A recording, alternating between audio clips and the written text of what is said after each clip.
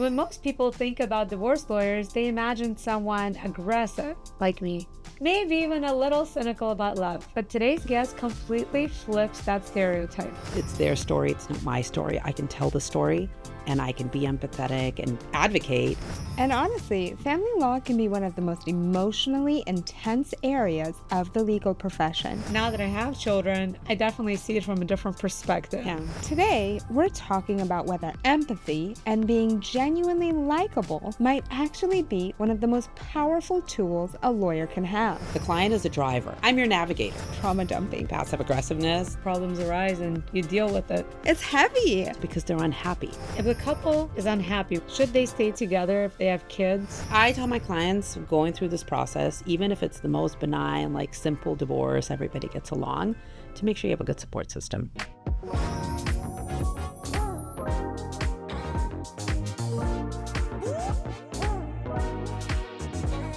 Welcome back to the Glamorous Grind, where we'll break down the law and how it actually shows up in real life. Our guest today is Anna Roman Skaya, a divorce attorney who's built a reputation while maintaining something that's surprisingly rare in high conflict litigation: genuine likability. Everyone loves Anna, including myself. I don't know one person in this community who doesn't like Anna. She doesn't say anything bad about anybody. She doesn't pass judgment, at least in all the years I've known her. She's very pleasant, very kind, and no wonder she also gets cases done in the same way. Today, we're going to talk about what it's really like practicing family law and what lawyers like Anna have learned about relationships that the rest of us don't see. Okay, Anna, so how do you do this? And I mean everything. You're a mom of 2 kids. You're a super lawyer, recognized for many years in a row, and you're so active in the legal community. You're just leader in so many legal organizations. Can you name a couple? How do I do it all? Sometimes not very well. And some days are definitely better than others. So in terms of my, activities outside of the family, my adulting, as I call it. So with the ABA, the American Bar Association, I am on the Board of Governors. I'm in my second year on the Board of Governors, which is the basically the board for the association, and I represent the state of California. But you've been with ABA since you were a baby lawyer, right? I did. I drank the Kool-Aid early. I started in law school, and it was sort of like a fluke. I had no idea that the ABA is an association you can be involved in. I thought it was just that organization that accredits law schools. I had no idea that it was like an actual association to gather and build community. And I had an opportunity to get involved as a law student because I had a friend who was going to a conference and I wanted to hang out with my friend. And you've stayed involved in that organization throughout your legal career? I did. So I stayed involved. They have a young lawyers division. Had a handful of leadership positions throughout the years there, and then ultimately decided that I'm going to get a second full-time non-paying job and ran for the what eventually would be the chair of the Young Lawyers Division. Yeah, I mean, every time I would see you on social media, you're flying here, there. Yeah. And Matt, who's now your husband and back then was not, was extremely supportive and going everywhere with you. And sometimes he would go to events when Anna would be at ABA events, and Matt would come and pass out her business cards. He would appear in lieu of Anna to ensure that he represents her. It was really cute. It was, my non-lawyer husband. That was my next question. Your husband's not a lawyer? He's not a lawyer, but he speaks lawyer. Yeah. We've been together. We met my first year of practice in 2008. Now you have 2 kids together. I know. How old are your kids? My daughter Valerie, Miss Valerie, is 4, and baby brother Reese is 17 months yesterday. Oh my gosh. And they're crazy. What made you want to become a lawyer? I mean, you're an immigrant like me, right? Yeah. Can you tell us a little bit, well, for our audience, a little bit about yourself? How old were you when you came to America? How did you learn English? What made you want to become a lawyer? And how did you make it happen? So I was born in Kiev, Ukraine, and we were refugees here, my family. We were all refugees from the Soviet Union and came in 1989. That's because you guys were Jewish, right? Yep. So we were able to leave the Soviet Union at the time through a treaty with Israel. And we were able to end up in the US. We moved to California because my aunt had immigrated in the 70s and was one of our sponsors. And ultimately, through the asylum program through Jewish Family Services, we were able to get sponsorship and come to the States. And I was 6, just shy of my 7th birthday when we arrived, and my sister was 1. So I don't know how my parents did it. That's how it happened. That's what brought us here. So grew up in LA. I never thought about being a lawyer, not anything that I aspired to. Lawyers were like, white men on TV. That's not something I ever thought about. But when I was 11, my dad passed away really suddenly. He had a work accident. He was a sheet metal worker and he fell on the job. And that was a big life altering event. We were in America for about 5 years at that point. My parents had just bought a house, kind of a survival mode for a little bit for my mom. I didn't really kind of get it, but we ended up having to move out of the house that I really liked, where I had my own room, and it was the most important thing in the world to me, at 11, 12 years old. But when we moved and I had to move to a new school and out of our really nice house to a small little apartment to be near my mom's job, while she kind of figured it all out, I had to grow up really quick. And I ended up really just kind of being my mom's kind of daughter, confident, friend, support person, and everything in between. And in a lot of ways had to step up and help raise my sister, who was 5 at the time. And so that became our dynamic. So we shifted from, where I was kind of a little bratty know-it-all kid to having to become an extra caretaker. And that shifted my mindset of, I ended up gravitating toward doing kind of crisis hotline work and peer mediation, even in middle school. And when I was in high school, growing up in LA, I volunteered at a wonderful nonprofit organization called Teen Line, which is still in existence today, where teens talk to other teens about everything from relationships to suicide prevention and domestic violence and child abuse. And so I went through a big intensive training in my junior year, because I remember I really wanted to do it starting out as a freshman, but my mom couldn't get me to the training, so I had to wait until I can drive myself. And I got my driver license on my 16th birthday so that I can go and take myself to the training for Teen Line and get involved in that crisis hotline. And so that was my big, how like some kids do sports, and I didn't do any of that. I did all things Teen Line, and it helped me in a lot of ways kind of heal and come to terms with where our life is. And I really loved it. I really got involved, particularly in suicide prevention. I did presentations in high schools to other teens to talk about kind of everything, literally from healthy relationships to what could cause somebody to feel that low to want to consider taking their own life. And so then ultimately going to college, when you're like, okay, what do I want to do when I grow up? And I thought, okay, I'm going to be a psych major, because I like this stuff. I want to continue doing it. And kind of long story short, I ended up going to UC Santa Barbara for undergrad, and I was a psych major for 2 whole weeks because I realized it's actually a science. It's a hard science. And ultimately, I ended up studying law and society, which is like the sociology of law and political science, because I thought those were interesting. And throughout college, I volunteered at another similar organization in Santa Barbara called Family Service Agency, where I basically started their crisis hotline and did trainings on suicide prevention. So I took kind of my background from high school days and brought it over to this nonprofit to help kind of create a training on suicide prevention. And I did outreach into the local high schools in Santa Barbara. And that's kind of what I thought my path would be, like kind of social work, therapist. And then I had an aha moment, I remember, in my junior year of college, my 3rd year, of like, okay, what do I do when I graduate? And I ultimately realized that what I really want to do is help people get out of their situation. So I didn't want to spend my time really kind of drawing in on maybe the roots of why they were where they were, but I wanted to do more actively, like let's be proactive and help them get out of their circumstance. And I figured law school would be kind of the path to do that, because you can do anything with a law degree, right? You can be anything when you're a lawyer. And that's what drove me to law school. So it wasn't some burning passion of I want to be a lawyer. It was more of like I want to help people get out of really crappy situations, be able to do all the work that is passionate to me, which is really a lot of the community work where I get to kind of educate and be able to kind of be a voice. Remember that movie, There's Something About Mary? I haven't watched it forever. No? Oh my God. Okay. Well, there's something funny about Anna. Now, and the something about Anna is, how does she do it? Like I said initially, like everybody likes Anna. Hearing her story makes sense. She was able to talk people out of taking their own lives. Mm-hmm. And as I'm doing that now for 30 years of experience we have since high school.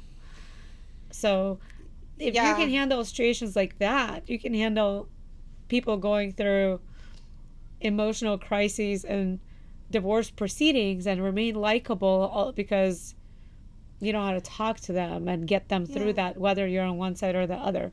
Well, the benefit of having kind of all the training is that I know what to not take home. And I think that's the biggest piece that maybe some younger lawyers don't know. Especially in family law. Older lawyers, right? Don't know how to not take things personal, how to not make it personal, how to know that there is a line that it's their story, it's not my story. I can tell the story and I can be empathetic and be have that ability to advocate, but not to take it home. And not to say that, I'm human, right? That I've certainly had situations that have affected me more than others where I take it home and think through it and, think, did I do the right thing? Especially if, it's a hard case and ultimately the result is not what I would have liked, or maybe it was a hard fought restraining order that we ended up losing that we should have prevailed on. And that's hard, and then you have a client looking at you going what just happened? And I'm like, I don't know what just happened. Those are the kind of things that sometimes I take home. So, well, what's fascinating to me is how at such a young age you recognized your purpose so clearly. And what's even more fascinating to me is most people run from that kind of trauma. Like I always say, trauma dumping, is a thing. And I deal with it a lot on the employment side because my clients also, it's not family law, but it's people who have just lost their livelihood and don't know how they're going to pay their rent, and taking in all of that. If I didn't get paid for it, I would run. I would not want to listen because it's heavy. Yeah. And you even as a teenager ran towards that and wanted to help people. That's fascinating to me. Because when you hear other people's pain, it helps you deal with your own, it helps you heal in a way. But then you want to help more because you feel bad for people. And you're like, you know what? I went through this. This is part of I had to go through this so I can help others. I think initially that was my sort of, I didn't consciously know that, but kind of in retrospect and self-analyzing, right? And to think, I think that's why I gravitated toward that initially. And I went so deep into it because it was for me an outlet of a way to kind of deal with what I had going on in my life. But, it's certainly as I've gotten older and kind of done this work for a while now, and I'm 18 years into the practice officially, right? It's hard, just being honest, it's hard sometimes not to feel a little jaded and deflated and exhausted. My bullshit tolerance is certainly, a little not as high as it used to be. It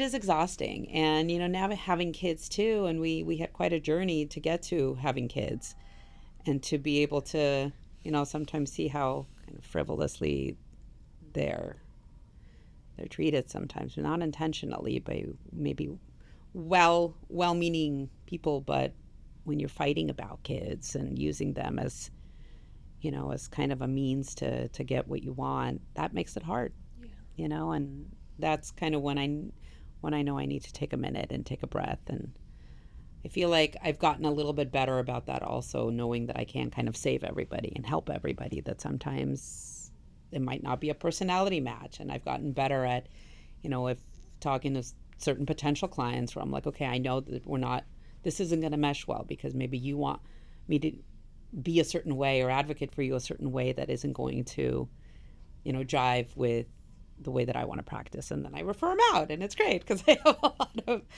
there's good options out there. Remember when I was a new lawyer and one of the judges told me, after hearing my comment about why my client went to school during his non-custodial time, that you don't have children, do you? And I was like, why does it matter, like, whether you have kids or not if you're a family law attorney?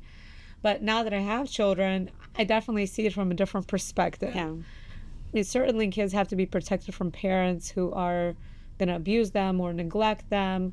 But I feel the more love they have, even if parents have different parenting skills, like parallel parenting is fine. Nobody parents the same way.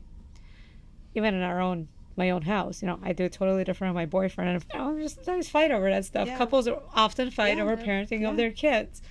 But when it comes to litigation and family court, is it worth paying lawyers to fight over those things that you may bicker over at home? When you're looking at the bigger picture, sometimes, when you have, I'm sure you have clients like this also who are like, my kids are everything and I've done everything for them and I'm the parent that has done XYZ and the other parent hasn't done anything.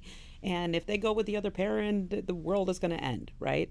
It's like everything is going to be horrible. And so it's really trying to have conversations, say, okay, well, let's kind of look at big picture and what are the biggest concerns, and let's see if we can address those concerns. And is the fact that maybe the other parent's bedtime is at 9 instead of 8, the way it is in your household, is that going to make or break them? Maybe not. Let's talk through that and see if we can maybe come back to center. I think the saddest to me is when I see kids are so isolated against a parent because they're aligning with the other parent's emotions, and the parents are sharing their feelings of hurt and anger, and the kids are adopting that. And so, that ruins the relationship, and they end up growing up in getting into similar types of relationships. And it's almost this cycle that just perpetuates. If a couple is split up and it's an affair, and a child who, depending on their age, becomes aligned with a parent, I think it's natural, it's normal, especially if it's girls, to feel like that way and to feel for and defend, the wronged party. It's just a process. It takes time to get through that, but there's nothing wrong with that. They all have to work through their emotions. Right. It's like any one of us teenagers would feel like that too, or even if we're younger. Right? Well, right. But that's when, us as a lawyer, where I sort of like, okay, I'm not a therapist. Right? Like that's not a process that I can help you through, but I can identify and say, this is something that you would benefit from having some support, from having some therapeutic assistance to be able to process the feelings, so that is there something that, that can you get past this to where you can have a relationship with the other parent, and maybe see above that and try to, see if there's a path forward. But ultimately, as a lawyer, I mean, that my role is to support my client and try to advocate for them. But this is sort of like where, like, are we going to get along, as a partnership, or are we not? Because I don't want to have to fight against my client. And if our kind of values maybe and way of doing things isn't aligned, then I can recognize that. And I feel like I'm a lot better at it now than maybe when I started out. To say, like, okay, I'm not going to be fighting against you. If our strategy isn't aligned, that's okay. I'm okay. That's okay. We can, I can find somebody maybe who can better support you in advocating for the position that you feel so strongly about. I always say this is a good analogy of how I present to my clients of our relationship. Feel free to use this. That our relationship is like a road trip where the client is a driver of the car, because ultimately you client are going to determine where you end up, and then you have to live with the final destination, right? Your outcome, how this all plays out, you have to live it, right? I'm your navigator as your counsel. I help you get there. I give you direction. I give you instruction, and you can choose to listen to me or not, right? As your navigator, like you can choose to listen to your navigation in your car, or you can be like, no, I know a better road, or no, I know a way around that. right? But then you're no longer aligned, right? So do you still need your navigation? If you think you know a different path or you want to go a different path, maybe, maybe not, right? Maybe you need a different navigation, right? That's going to realign you. So that's how I always say, like, that's a relationship. We work together because we're on this journey together. But if ultimately we diverge in the way we're doing things, then it's no longer, a good partnership, and that's okay. We can part ways. I think we need to update your analogy to the current AI scheme of it being ChatGPT, because using the same analogy, if you give it more facts, if the client gives you more facts, then you might change your mind. And just like ChatGPT says, oh, you're right. Oh, You know, yeah. you're correctly Like right. there is that road closure I didn't take yes, into I haven't thought of consideration. that. Can you tell me more about it? Or that toll road that I didn't think you didn't want to take. We as lawyers have to accept that it's a process. If something happens to them recently, it may take them 6 to 12 months to adjust and then shed the feelings if they're getting help through other professionals if they can afford it, or choose to use their insurance to go to one if they can get one on their own. But everything is a process, and we either stay with them on this path and guide them through it because we see that they can get there, that we can help them consider it from different perspectives and have an open mind to do what's best for their kids. And there are those people that no matter how hard you try, it's just not going to happen. Yes. We've both been there. But if they're years into it and something hasn't changed, it may also not be our client, right? It could be the other side who consistently triggers them, and their drama never stops. So it's high conflict, litigation, high conflict, both parents, and it's kind of hopeless that it's going to change until their kids turn 18 and they're out of court. How do you handle that? Because you often get cases sometimes I get like a case that's totally benign, and then poof, it's no longer benign. Sometimes we get a counsel on the other side that makes it no longer benign, and sometimes we have, things that happen. And I think, again, you craft a strategy to try to help your client to get them to where they want to be. I usually ask in my initial conversations, where do you want to be at the end of the day? So when all of this is done, where do you want to be? Like, we start at the end of the road trip, right? What's your destination? Like, what are the most important things to you? What are your main interests? And this is kind of my negotiation background. Like, what are your main interests? Your main concern is you want to have financial stability. Okay, so let's not talk about numbers, but like, what do you want? Like, oh, I want to make sure and stay in the house, or oh, I really want to make sure that I have a retirement, or my kids are the most important thing to me in the whole wide world. I want to make sure that they're safe and protected and well cared for. Okay, so let's go with that. And then I work backwards and say, okay, here are the main pieces of where you want to be and what you want to do. How do we get you there? What is important to you? What's like, I absolutely will never negotiate on this. And then we can dive into it. If it's like, I want full custody, the end, period, I don't even want to think of anything else. All right, well, let's break that down. What does that mean for you when you say full custody? Do you want the other parent to never, ever see the child ever, ever under any circumstance? 9.5 out of 10 times, well, no, I don't want it. I don't want that, but I want to control it. All right, so we break through that. And sometimes, things change, and as the case, as new facts come in. But generally, that's how I approach it. So if a case is super high conflict, there's reasons behind that, and try to navigate around, like, what are the main interests? And like 9 out of 10 times, I'm able to get them to where they want to be. Maybe not in the exact way that they thought, right? Maybe their full custody means that they, the other parent is going to have some weekends, whatever that may look like. But, sometimes you have really aggressive counsel on the other side where their strategy is, no, we're not going to agree to anything. We're not going to respond to anything. We're just going to move through court and grind it to, you either give in or run out of money. And those cases are hard for me, right? Because most of the time I have the client that's kind of like, I just want to get through this. I just want to get through it. I want to get to the other side. And if I have super aggressive counsel on the other side that is making life incredibly difficult for this person that just wants to get through it, that's where, kind of going back to like the relationships piece, 9 out of 10 times I know the counsel on the other side. And that's when we can have kind of real talk. where I can pick up the phone. And this is why it's been so important to me to cultivate a relation, to be present in the community so that I can know the judges, even the new judges, like half the judges on the bench right now, I can't appear in front of because I've served on various boards with, and some of them are my close friends. So it becomes like that where I'm at now, where I can kind of let my reputation help my clients be able to sometimes diffuse a situation where I can pick up the phone and say, what are we really doing here? And I say 9 out of 10 times because sometimes I'll get that 1% who won't pick up my calls, or, it'll be a LA lawyer that I don't know, because we're getting more and more out of San Diego, We are. And that makes it challenging. That will certainly make it challenging because then, they'll send me to their associate, and I won't be able to break through because there's a different way of practicing. So, that makes it difficult. And, then we're kind of back to we just have to kind of fight it and leave it to the client to decide, okay, well, how much do you want to bend? Or do we want to kind of be aggressive on the way back? And do you have the resources to support that? I've learned throughout the years to be really frank and direct and set expectations. I say flat out, I don't give out my cell phone number. That is a hard rule for me because I am.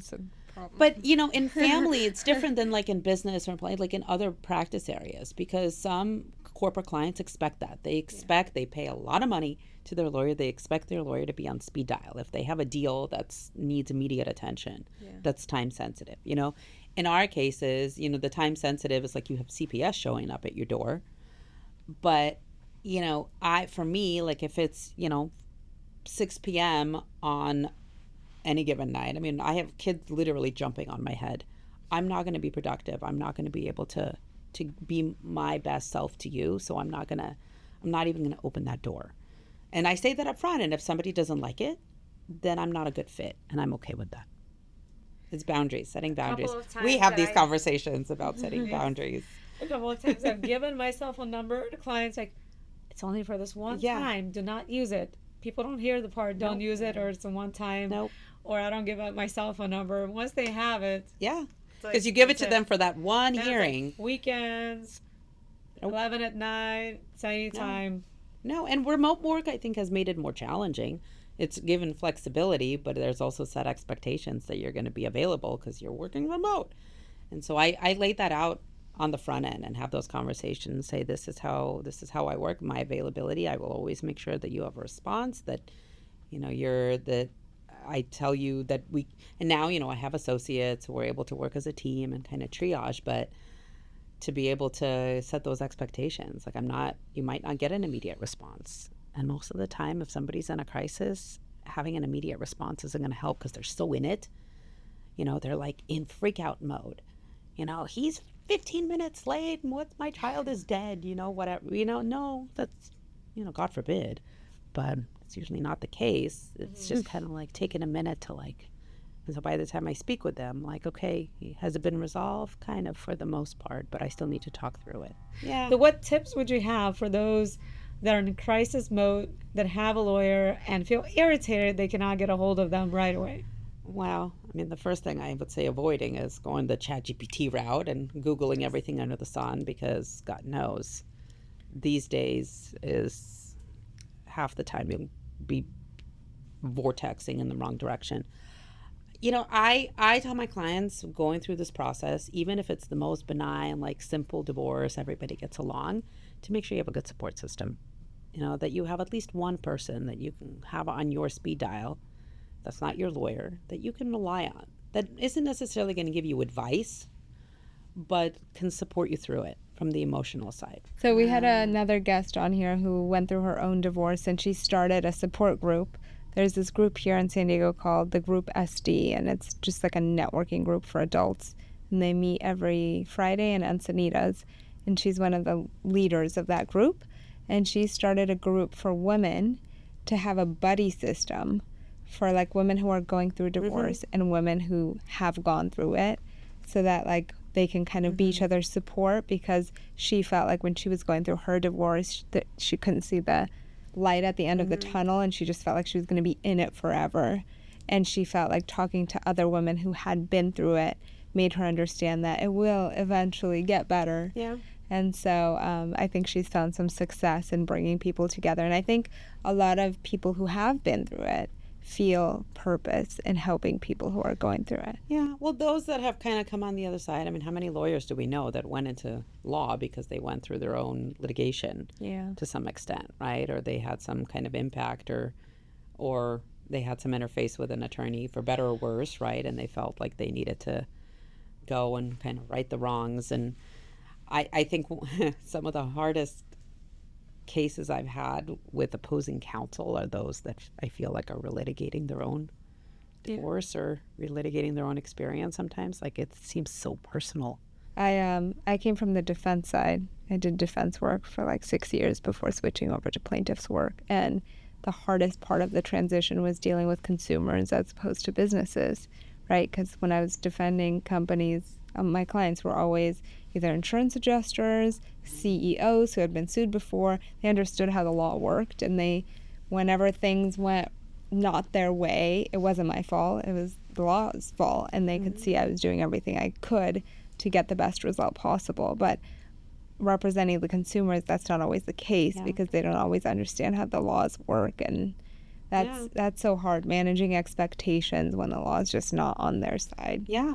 Or, the facts are sometimes what makes it even harder is when your client doesn't accept kind of their own role or maybe the way that they've contributed, and they hate hearing that. Having those conversations are the hardest with my clients, where I'm saying, well, maybe, have you thought about, this reaction or that reaction and how that may have contributed? No, that's the worst thing to say. No, because no, you're not supposed to say that. You're on my side.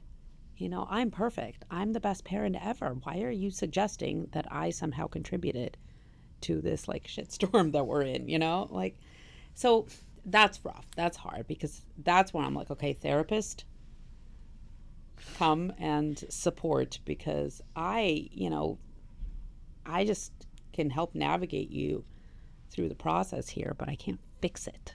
Yeah. Okay, so now we're going to play a game called Red Flag, Green Flag. So you see our glittery flags are in your hand. We are going to throw up relationship scenarios, and you tell us if it's a red flag or a green flag. All right. Red flag or green flag? Couples avoiding difficult conversations because they do not want to have problems in their relationship. Red flag. Why? Because if you can't have difficult conversations, then that's going to lead to passive aggressiveness. That's going to lead to bitterness. That's ultimately going to lead to what I call my World War III divorces. Yikes. That's a side note, why I'm a big fan of the prenup. And not necessarily actually getting the prenup, but having the conversations around a prenup, because it forces you to have those difficult conversations. Like, how are you going to manage money? And what are your priorities going to be? Yeah. So, the more open communication you can have, the stronger your relationship is going to be. And even if you ultimately are not good partners and you decide to go the divorce route, at least then you'll be able to have those difficult conversations and be able to divide your assets and your debts and figure out your parenting schedules and still be able to, see the other side, see the light on the other side. I think most people don't even think about doing that. They just go into it, get married, and then problems arise, and you deal with it the best you can. Yeah.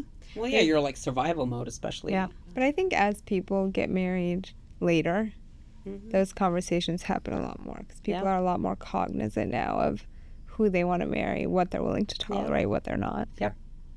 Okay, so red flag or green flag? Parents using children as messengers throughout a divorce. Super red flag. Super big, super tall. Yes. Kind of going back to having those conversations about how the kids, the survivors of the divorce, right? You have your parents, certainly, but it's really the kids that are really just trying to survive and what's going to be their new normal. And if you are using your kids as messengers, I mean, one, that's generally a number one order that the court issues is to not use kids as messengers.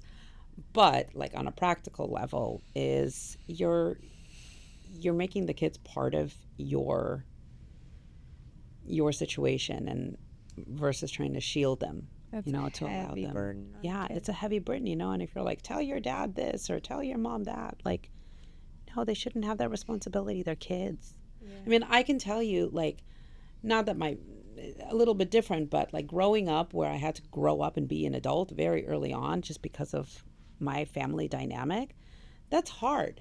That's like you kind of miss out on childhood a little bit of that innocence of just going out and like not thinking about the world's problems. We have the rest of our lives Literally. to deal with adulting, right? Like when you're a kid, just enjoy the sunshine on your face. Yeah, I think I agree with you that children should not be exposed to parental divorce and their problems. But in general, it seems like everyone I know who had it tough and had to grow up quick seems to become a really responsible adult and does well in life Well, for the I most part. At think least those people that I've met. You. I think adversity could create character if the person is strong enough, or in other situations, like the people who aren't our friends who have just like completely fallen apart because of trauma. Did drugs or whatever. But here's the other thing is when your kids, I mean, think of your own kids, right? Like when your kids are growing up in a house where they're seeing behaviors by the adults, their most trusted adults around them, that's what they see as a relationship. Yeah. That's what they model. When I have parents coming to me and they're like, yeah, we stay together for the kids, but we live in different parts of the house and, sleep in different bedrooms and it's fine, but we're here together for the kids, but I'm like, well, your kids are seeing that. And that's what they define as a healthy relationship. So when they grow up, and form their own relationships, that's what they're going to gravitate toward.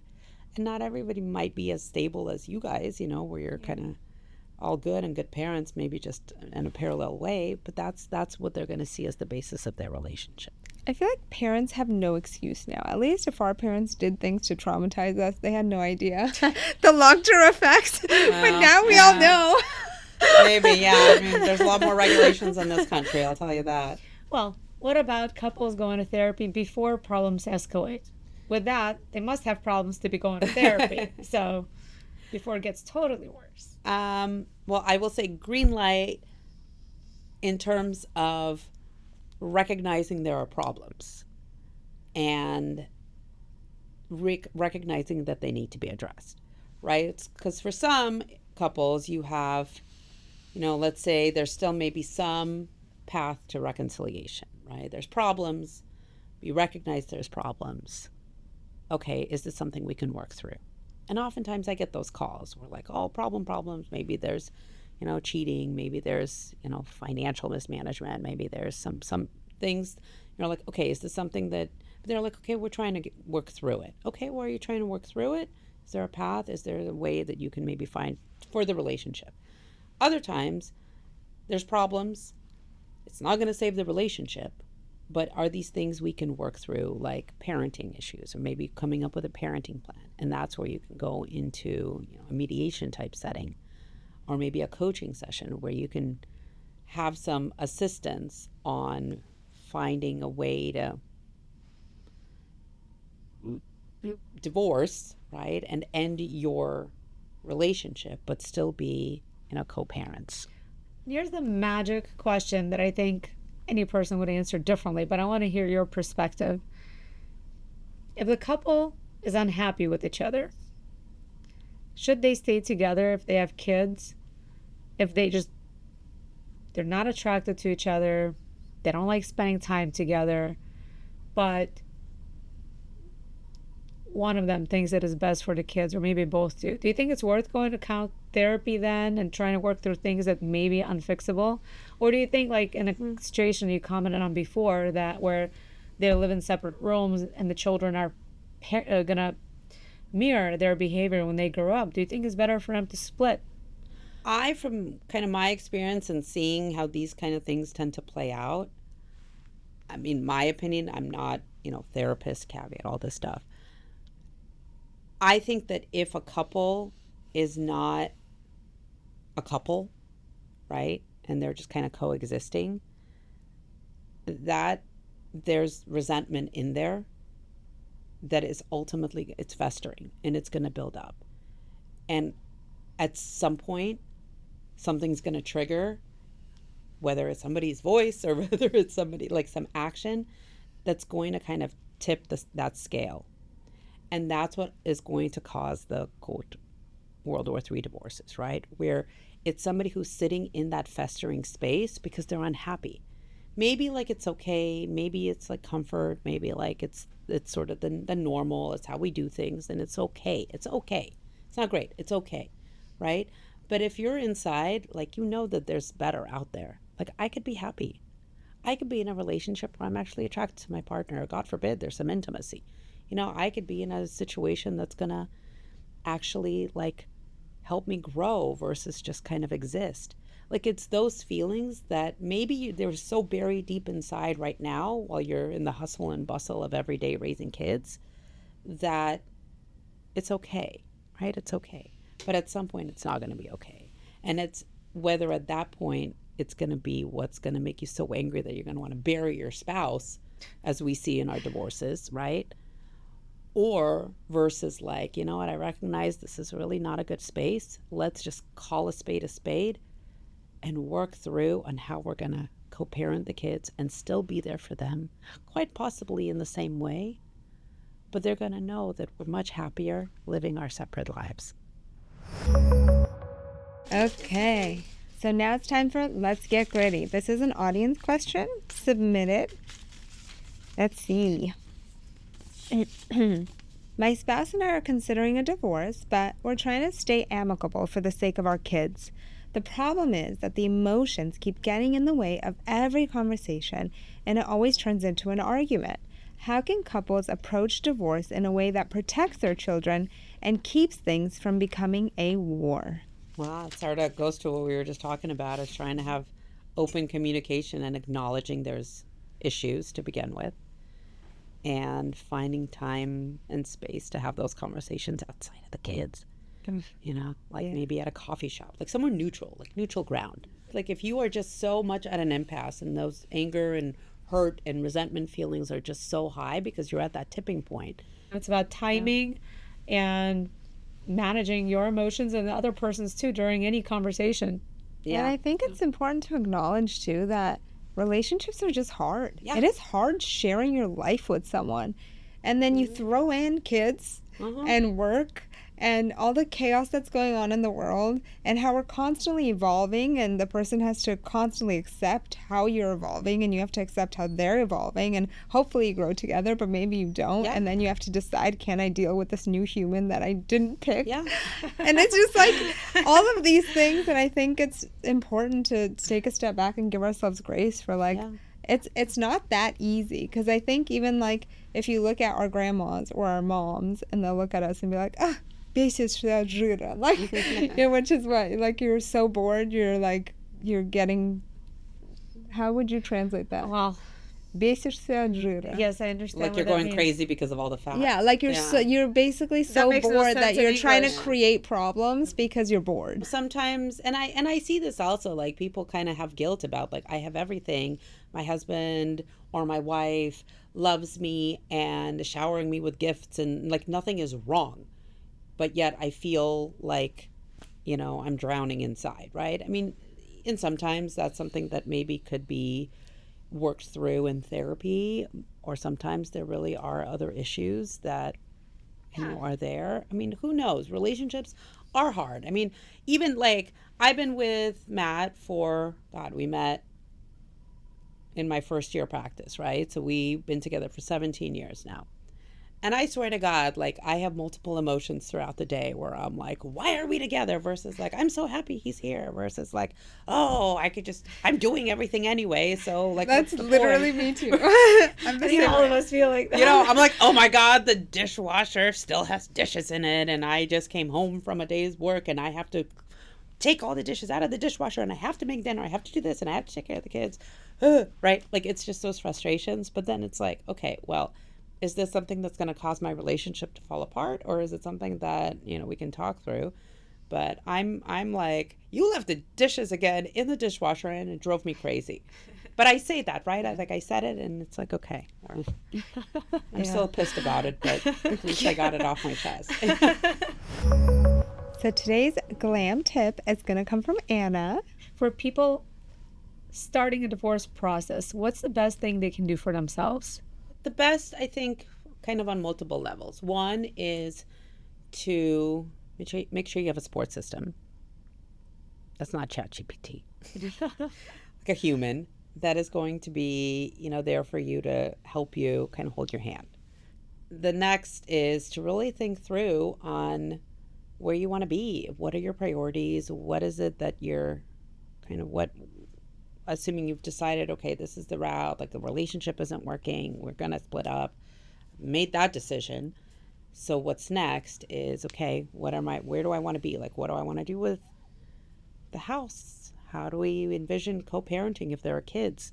What's super important? Like, I need financial stability. So that way, when you have the conversation with a lawyer, you can have those kind of questions in mind. And when the lawyer inevitably asks you, okay, what are we doing here for you? You can have an idea of, what's important and what are your priorities. And then, there's the practical advice about making sure you can gather your financial documents and have some visibility into your finances. And if you don't, to make sure you have that information ready for your lawyer also. Well, thank you so much for taking time out of your very busy schedule and joining us on the Glamorous Grind. We're honored to have you. And, well, of course, I love you as a friend. Thank you. Thank you. Divorce law may deal with conflict, but conversations like this remind us that empathy is just as important as legal strategy. And sometimes the lawyers who make the biggest difference are the ones who remember that behind every case file is a real family. A huge thank you to Anna Roman Skaya for joining us today and sharing her perspective. Make sure to hit subscribe and follow us so you never miss an episode. And if you have a question you'd like us to answer on Let's Get Gritty, leave it in the comments or send it to podcast@antoniaandmiranda.com. Thank you for listening, and we'll see you the next time on the Glamorous Grind.